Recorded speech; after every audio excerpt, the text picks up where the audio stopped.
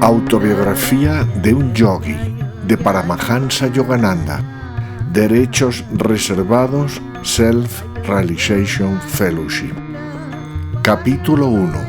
Mis padres y mi primera infancia. La búsqueda de las verdades supremas, unida a la concomitante relación entre el discípulo y su gurú, han constituido desde siempre los rasgos distintivos de la cultura de la India.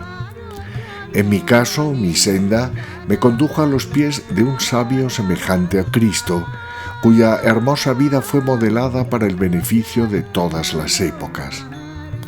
Fue él uno de aquellos grandes maestros que constituyen el mayor tesoro de la India y que, al emerger en cada nueva generación, han fortificado su tierra protegiéndola de la desafortunada suerte sufrida por el antiguo Egipto y Babilonia.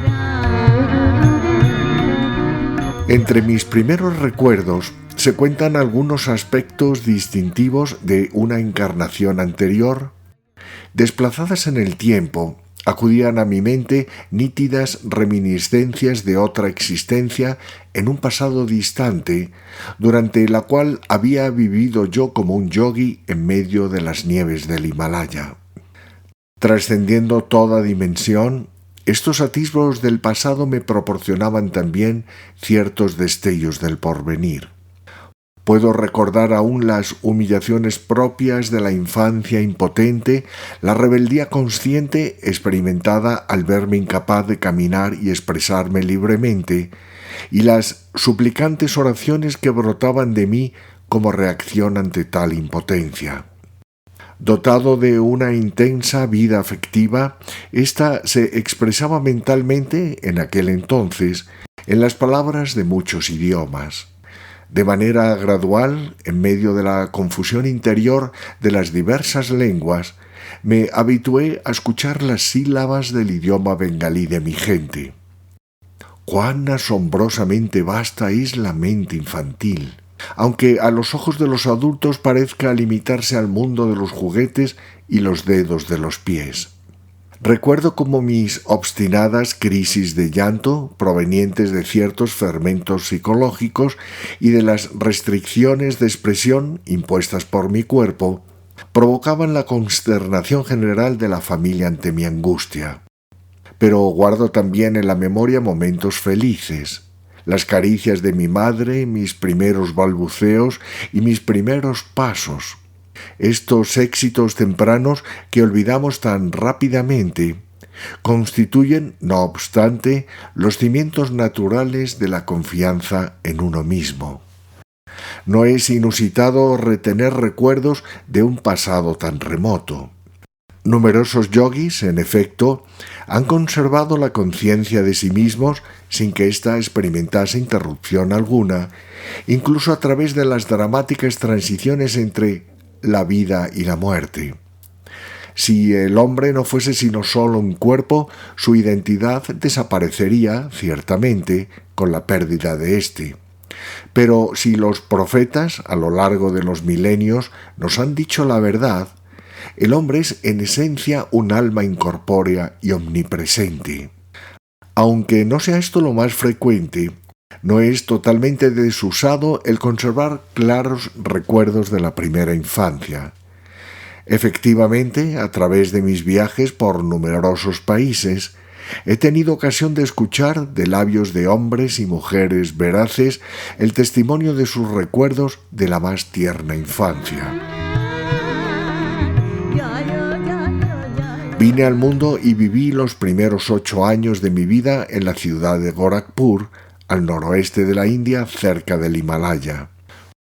Yo, Mukunda Lal Ghosh, nací el 5 de enero de 1893. Fui el cuarto hijo y el segundo varón de una familia de 8 hermanos, 4 hombres y 4 mujeres. Tanto mi padre como mi madre eran bengalíes y pertenecían a la casta de los Kastrillas, y ambos estaban dotados de un carácter extremadamente noble. Su amor mutuo, de naturaleza tranquila y digna, nunca se expresaba en forma frívola. La armonía perfecta que reinaba entre ellos constituía el reposado centro alrededor del cual giraba el tumulto de nuestras 8 jóvenes vidas. Mi padre, Bhagavati Sharan Ghosh, era un hombre amable, serio y en ocasiones adusto. Aun cuando le amábamos profundamente, sus hijos observábamos en torno a él una cierta distancia cargada de reverencia. Dotado de una mentalidad eminentemente lógica y matemática, su conducta se basaba principalmente en el razonamiento. Mi madre, por su parte, era una reina de corazones y nos educó exclusivamente por medio del amor. Después de su fallecimiento, la ternura interior de mi padre comenzó a exteriorizarse más y entonces noté a menudo que su mirada parecía transformarse en la mirada de mi madre. Fue al lado de nuestra madre donde sus hijos aprendimos las primeras agridulces lecciones sobre las Escrituras. Cuando la ocasión requería someternos a la disciplina, con gran ingenio solía ella recurrir a diversos pasajes del Mahabharata y del Ramayana para ayudarnos a comprender. La reprimenda y la instrucción iban mano a mano. Para recibir a mi padre a su llegada de la oficina, como una expresión de respeto hacia él, solía mi madre mudarnos de ropa, vistiéndonos cada tarde especialmente para la ocasión. El puesto de mi padre en la compañía ferroviaria de Bengala Nagpur, una de las grandes compañías de la India, era equivalente al de vicepresidente. Y puesto que su trabajo le exigía viajar, nuestra familia tuvo ocasión de vivir en diversas ciudades durante mi niñez. Uno de los rasgos característicos de mi madre era su generosidad hacia los necesitados. Mi padre, por su parte, también era magnánimo, pero a su juicio, el uso del presupuesto hogareño no debía escapar a los principios de equilibrio y orden que le eran tan queridos. En cierta ocasión, mi madre gastó en alimentar a los pobres, durante una quincena, una suma superior al ingreso mensual de mi padre. «Te ruego tan solo que restrinjas tus caridades a un límite razonable», objetó él. Incluso la más leve censura de su esposo, sin embargo, era para mi madre algo sumamente penoso. Sin referirse ante sus hijos al disgusto conyugal, ella hizo llamar al coche y dijo: «Adiós, me voy a casa de mi madre». ¡Cuán antiguo es este supremo ultimátum! Al oírla, los niños, sobrecogidos de asombro, rompimos a llorar. La oportuna llegada de nuestro tío materno, quien le dio a mi padre algunos consejos al oído, sin duda destilados de una sabiduría ancestral, cambió la situación. Mi padre apeló entonces a mi madre con unas pocas palabras de reconciliación, luego de lo cual despidió ella el coche satisfecha. En esta forma concluyó el único conflicto que tuve ocasión de presenciar entre mis padres. Recuerdo, sin embargo, un ejemplo típico de un animado diálogo entre ellos. «Te ruego que me des 10 rupias para una mujer desamparada que acaba de llegar». La sonrisa de mi madre estaba dotada de un poder persuasivo singular. «¿Por qué 10 rupias? Basta con una sola», respondió mi padre y agregó como justificación: «Cuando mi propio padre y mis abuelos murieron repentinamente, tuve yo mi primer encuentro con la pobreza. Un pequeño plátano era mi único desayuno antes de caminar varios kilómetros hasta la escuela. Posteriormente, cuando ingresé en la universidad, mi necesidad era tan extrema que tuve que solicitar ayuda financiera a un poderoso magistrado. Aunque solo le pedí una rupia mensual, él me negó su ayuda, comentando que incluso una rupia es importante». «¿Con cuánta amargura recuerdas aún aquel incidente cuando te negaron una rupia?», replicó mi madre, cuyo corazón se expresaba con una lógica instantánea. «¿Quieres acaso que esta mujer recuerde también con dolor que tú le negaste 10 rupias que necesita urgentemente? Tú ganas». respondió mi padre abriendo su billetera con el gesto inmemorial del esposo que se da por vencido. Aquí tienes las 10 rupias, dáselas con mis mejores deseos. Era la costumbre de mi padre el responder siempre con un no ante cualquier nueva sugerencia.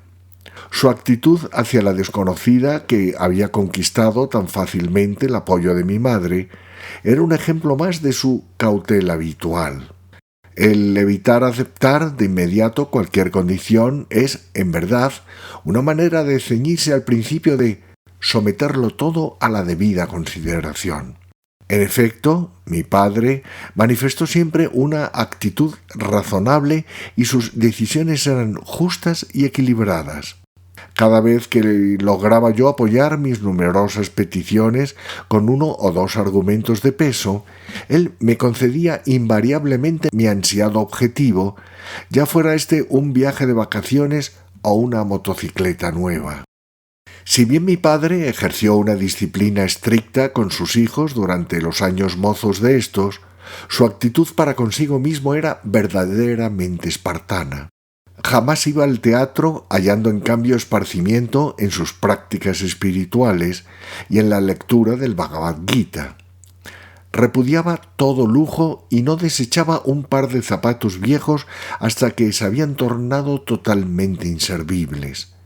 Sus hijos adquirieron automóviles cuando estos se popularizaron, pero mi padre continuó bastándole con el tranvía para ir y venir de la oficina. Por otra parte, no tenía él interés alguno en acumular dinero con el objeto de lograr poder. Así, por ejemplo, tras haber fundado el Banco Urbano de Calcuta, rehusó todo beneficio personal y no quiso adquirir ninguna de las acciones del banco, pues había realizado esta obra simplemente como un servicio público durante su tiempo libre. Varios años después de haberse acogido mi padre a la jubilación, un auditor proveniente de Inglaterra visitó la compañía ferroviaria de Bengala Nagpur. Al examinar los libros de contabilidad de la organización, el auditor descubrió, sorprendido, que mi padre jamás había solicitado las bonificaciones que se le adeudaban. Hizo un trabajo equivalente al de 3 empleados, informó el investigador a la compañía. Se le deben 125.000 rupias, $41.250, en concepto de compensaciones atrasadas. El tesorero le envió por consiguiente a mi padre un cheque por dicha cantidad. Para mi padre, no obstante, el incidente tuvo tan poca importancia que olvidó mencionárselo siquiera al resto de la familia. Este acontecimiento no salió a la luz hasta mucho más tarde, cuando Vishnu, mi hermano menor, tras percatarse del considerable depósito que se reflejaba en uno de los informes del banco, le preguntó a mi padre cuál era su origen. «¿Por qué alegrarse ante una ganancia material?», replicó mi padre. «Quien persigue la meta de la ecuanimidad no se regocija ante la ganancia ni se deja deprimir por pérdida alguna, pues sabe que el hombre llega sin dinero a este mundo y lo abandona también en la misma forma». Poco tiempo después de casados, mis padres se convirtieron en discípulos del gran maestro de Benarés, Lahiri Mahasaya. Esta relación fortaleció el temperamento natural ascético de mi padre. En cierta ocasión, mi madre le hizo una notable confesión a Roma, nuestra hermana mayor. «Tu padre y yo compartimos el mismo lecho como marido y esposa solamente una vez al año, con el objeto de tener hijos». Mi padre conoció a Lahiri Mahasaya gracias a Avinash Babu, empleado de una filial de la compañía ferroviaria Bengala Nagpur, quien solía deleitar mis jóvenes oídos en Gorakhpur con sus relatos acerca de los santos de la India. Invariablemente, Avinash Babu concluía tales conversaciones brindándole tributo a la suprema gloria de su propio gurú. ¿Escuchaste alguna vez la historia de las circunstancias extraordinarias en las cuales tu padre se convirtió en discípulo de Lahiri Mahasaya? Avinash Me hizo esta provocativa pregunta una tranquila tarde de verano, mientras ambos departíamos en el patio de mi casa. Moví la cabeza negativamente con una sonrisa expectante. Avinash Babu inició su relato. Años atrás, antes de tu nacimiento, le pedí autorización a mi jefe, tu padre, para ausentarme de la oficina durante una semana con el fin de visitar a mi gurú en Benarés. Tu padre ridiculizó mis proyectos. ¿Has de convertirte en un fanático de la fe?, me preguntó. Si deseas progresar, concéntrate más bien en tu trabajo. Al retornar tristemente a casa aquella tarde, me encontré con tu padre en una senda del bosque. Abandonando su palanquín y despidiendo a los sirvientes, unió sus pasos a los míos.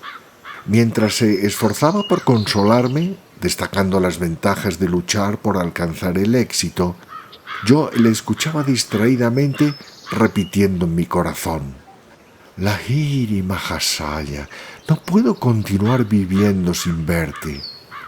Nuestro camino nos condujo a las lindes de una apacible pradera en la cual ondulaban altas hierbas silvestres coronadas por los últimos rayos de la tarde. Nos detuvimos admirados, y allí, en medio de la pradera, a solo unos pocos metros de distancia, apareció súbitamente mi gran gurú. Bhagavati, eres demasiado severo con tu empleado. Atónitos, escuchamos estas palabras resonar en nuestros oídos y, después, la figura de Lahiri Mahasaya se desvaneció tan misteriosamente como había aparecido. Tu padre, estupefacto, permaneció inmóvil mientras yo, cayendo de rodillas, exclamaba: Lahiri Mahasaya, Lahiri Mahasaya. Tras unos instantes, tu padre exclamó: No solamente te autorizo para ausentarte, Avinash, sino que también me autorizo a mí mismo para partir a Benarés mañana. Debo conocer a este gran Lahiri Mahasaya que es capaz de materializar su cuerpo a voluntad con el objeto de interceder por ti. Llevaré a mi esposa conmigo y le pediré que nos inicie en la senda espiritual. ¿Nos presentarás a tu maestro? Por supuesto, respondí lleno de alegría ante la milagrosa respuesta a mi plegaria y la rapidez con que cambió favorablemente el curso de los acontecimientos. Tus padres y yo partimos la noche siguiente y llegamos a Benarés al otro día. Tras recorrer cierta distancia en un carruaje tirado por caballos, tuvimos que proseguir a pie a lo largo de estrechas callejuelas hasta llegar a la escondida casa de mi gurú. Atravesando su pequeña sala, nos inclinamos ante el maestro que se encontraba sentado en la postura de loto, como era su costumbre. Al vernos, Lahiri Mahasaya parpadeó y luego, fijando su penetrante mirada en tu padre, le dijo: Bhagavati, eres demasiado severo con tu empleado. Eran estas las mismas palabras que habíamos escuchado de él días antes en la pradera, y agregó: Me alegra que hayas permitido a Avinash visitarme y que tú y tu esposa le hayan acompañado. Tus padres, felices, recibieron de él la iniciación en la práctica espiritual de Kriya Yoga. Y desde aquel memorable día de la aparición, tu padre y yo no solo hemos sido condiscípulos, sino también íntimos amigos. Lahiri Mahasaya, por su parte, manifestó un interés especial en relación con tu nacimiento. Sin duda tu vida está ligada a la suya. Las bendiciones del maestro nunca fallan.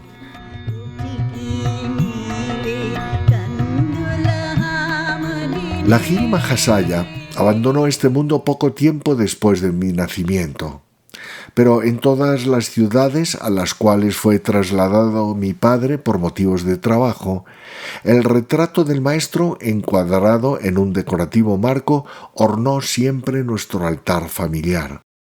Y muchas fueron las mañanas y las noches que nos encontraron a mi madre y a mí meditando ante un santuario improvisado y ofreciéndole flores impregnadas en pasta de sándalo.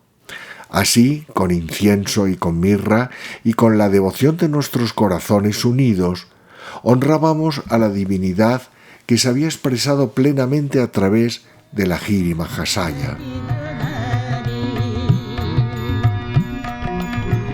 El retrato del maestro tuvo una notable influencia en mi vida.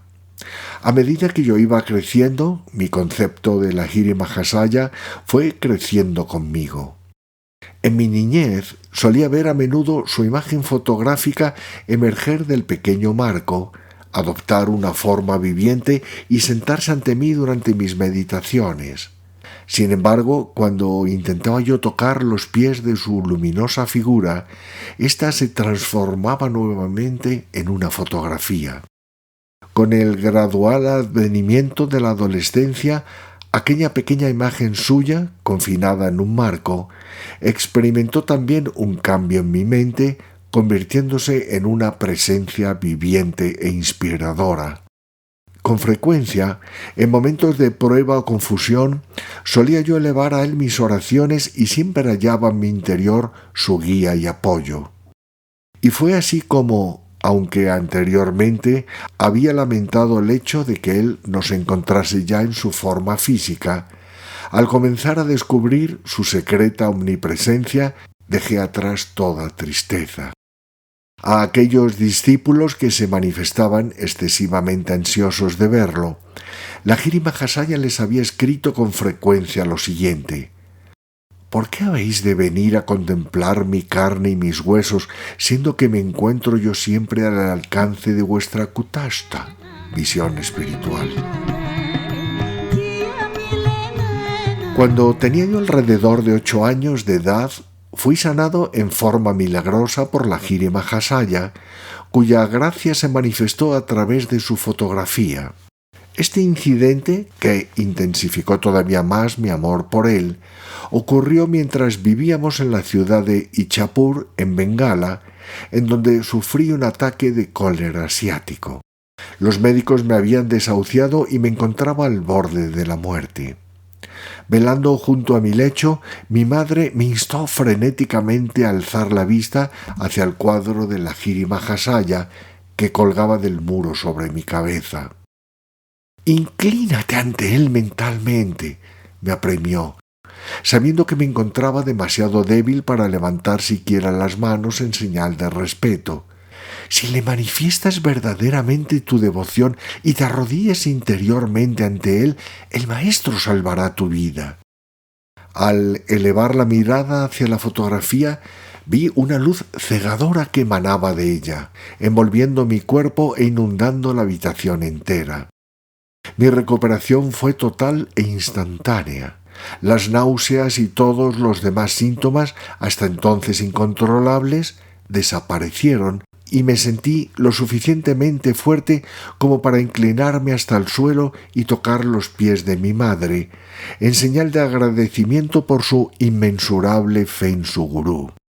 Ella, por su parte, apoyando una y otra vez su rostro contra el retrato, exclamó: «¡Oh, cuánto te agradezco, omnipresente Maestro, el haber permitido que tu luz sanara a mi hijo!». Al escucharla, comprendí que también ella había sido testigo de aquel destello de luz por cuya intercesión me había yo recuperado al instante de una enfermedad que es generalmente fatal. Una de mis posesiones más preciadas es esa misma fotografía, la cual, habiéndole sido obsequiada a mi padre por el propio la Giri Mahasaya, está cargada de vibraciones sagradas. La foto tiene un origen milagroso. Su historia me la relató Kali Kumar Roy, condiscípulo de mi padre. Aparentemente, el maestro tenía cierta aversión a dejarse fotografiar. A pesar de sus objeciones, en cierta ocasión, le fue tomada una fotografía en compañía de algunos discípulos, entre los cuales se encontraba Kali Kumar Roy. Al revelar las placas, sin embargo, el sorprendido fotógrafo descubrió que, aun cuando la foto revelaba claras imágenes de todos los discípulos, en el centro de esta, donde debería haber aparecido la figura de la Giri Mahasaya, no había sino un espacio en blanco. El fenómeno dio origen a múltiples especulaciones. Gangadhar Babu, un discípulo que era, además, un experto fotógrafo, se jactó de ser capaz de atrapar la fugitiva imagen del maestro con su cámara. Portando su equipo fotográfico, llegó a la mañana siguiente a la casa del gurú, quien se encontraba sentado en la postura del loto sobre un banco de madera delante de un biombo. Tomando todas las precauciones concebibles para tener éxito, expuso ávidamente 12 placas fotográficas. No obstante, pronto descubrió que cada una de ellas contenía solamente las imágenes del taburete de madera y el biombo, pero no así la figura de la Jiri Mahasaya. Quebrantado su orgullo, Gangadhar Babu acudió al maestro con lágrimas en los ojos. Transcurrieron muchas horas antes de que la Jiri Mahasaya rompiera su silencio con este significativo comentario. Yo soy espíritu. ¿Puede acaso tu cámara captar al ser invisible y omnipresente? Ya veo que no lo puede hacer, replicó Gangadhar Babu. Sin embargo, mi corazón ansía poseer una fotografía del templo corporal de vuestra santidad. Solo ahora he comprendido lo limitado que ha sido mi entendimiento. No sabía yo cuán plenamente reside el espíritu en vuestro ser. Ven, pues, mañana por la mañana y posaré para ti, respondió la Jiri Mahasaya. Al día siguiente, el fotógrafo enfocó nuevamente su cámara y en esta ocasión la sagrada figura no se revistió de una misteriosa imperceptibilidad, sino que se reveló nítidamente en la placa fotográfica. Aparentemente, el maestro nunca volvió a posar para ningún fotógrafo. Jamás he visto otra fotografía de él. La foto de esta historia se reproduce en el presente libro. Al contemplar el rostro de la Jiri Mahasaya, apenas sí puede apreciarse su origen racial. Sus armoniosos rasgos faciales son en verdad de un tipo universal. Su enigmática sonrisa revela con sutileza el gozo que surge de la comunión divina. Sus ojos, a la vez entreabiertos y semicerrados, denotan un interés meramente nominal por el mundo externo y al mismo tiempo una honda absorción en la bienaventuranza interior. Por completo indiferente a las atracciones mundanas, él se hallaba en todo momento perfectamente consciente de los problemas espirituales de quienes recurrían a su generosa guía.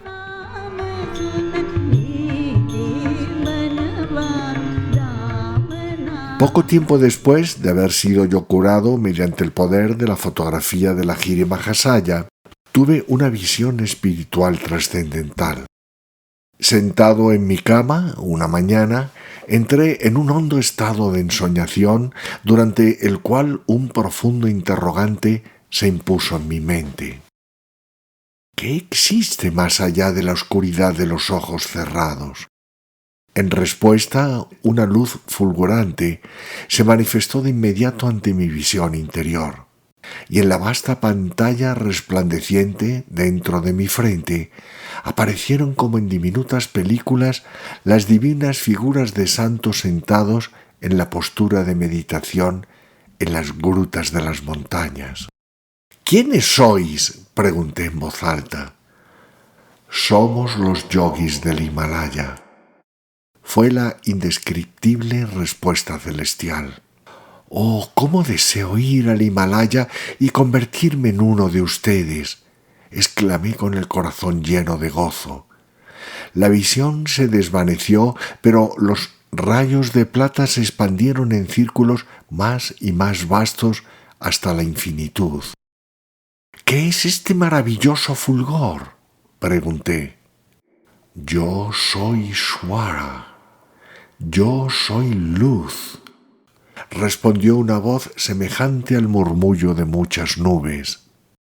Quiero unirme a ti, exclamé. Aquel éxtasis divino se desvaneció gradualmente, pero dejó tras de sí un legado permanente.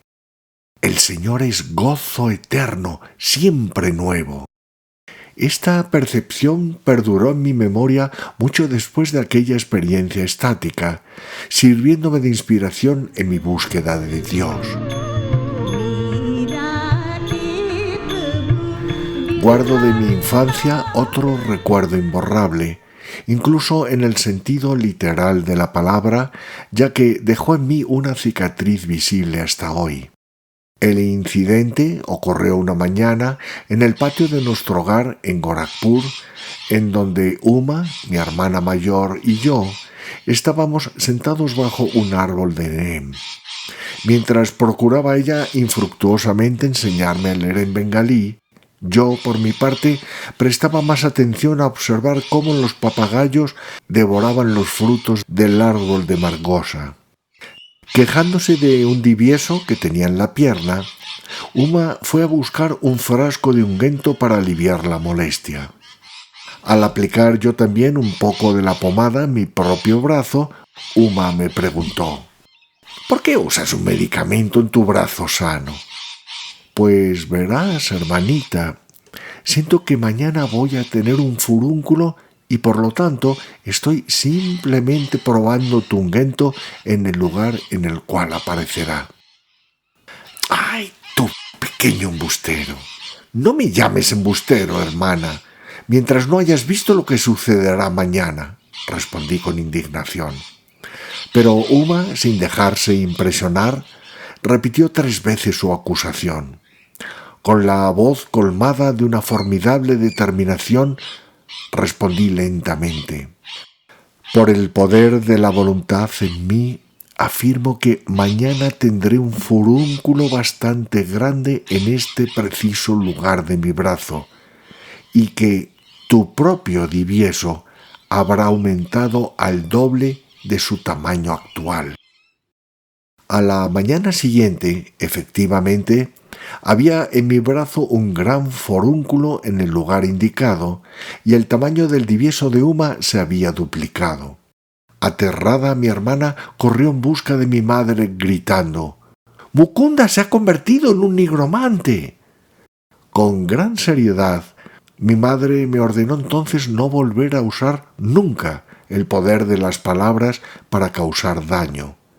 Un consejo que jamás he olvidado y al cual me he ceñido siempre.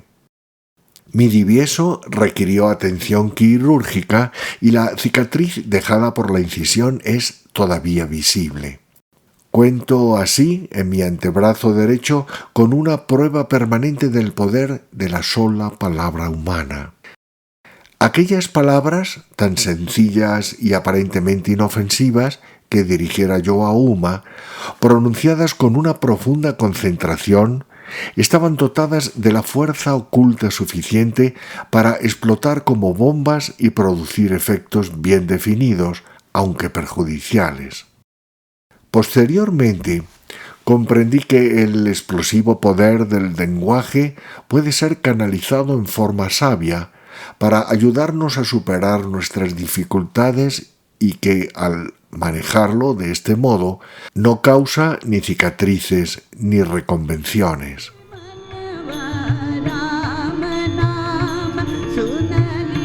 El balcón de nuestro hogar en la ciudad de Lahore, en el Punjab, donde se había trasladado nuestra familia en aquel tiempo, contaba con un pequeño santuario informal.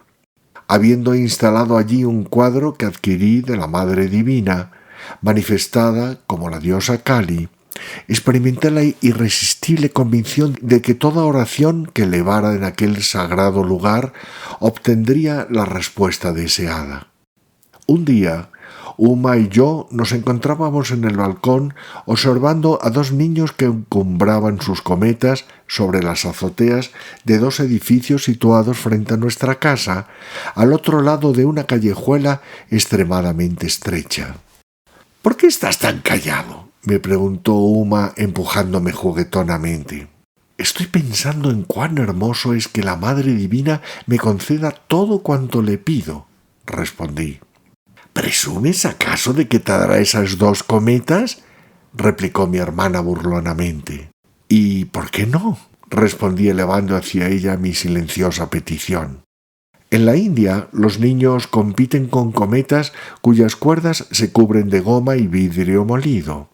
Cada antagonista procura cortar con un cordel el de la cometa ajena. Cuando una cometa se suelta y vuelve a la deriva sobre los tejados, causa gran diversión el tratar de atraparla. Pero puesto que Uma y yo nos encontrábamos en un balcón recluido y techado, parecía imposible que una cometa perdida pudiese llegar a nuestras manos, ya que su cuerda se enredaría probablemente en el tejado. Al llegar al otro lado de la calleja, los competidores iniciaron el combate. Cuando el cordel de una de las cometas se cortó, ella flotó inmediatamente en mi dirección, deteniéndose luego en el aire por un momento. Debido a una súbita ausencia de viento, su cuerda se enredó en un cactus de la azotea de la casa de enfrente, formando un lazo perfecto al alcance de mi mano. Cogiéndolo, atraje la cometa y se la entregué a Uma. «Esto tan solo ha sido un insólito accidente y no una respuesta a tu plegaria», exclamó mi hermana, cuyos ojos oscuros expresaban, no obstante, mayor asombro que sus palabras. «Si la otra cometa también llega a tus manos, creeré». Continué orando intensamente. El cordel de la otra cometa se cortó súbitamente cuando el niño tiró de él con excesiva fuerza. Danzando en el viento, la cometa avanzó hacia mí. Una vez más, mi buen ayudante, el cactus de enfrente, atrapó la cuerda, formándose así un lazo que me permitió cogerla.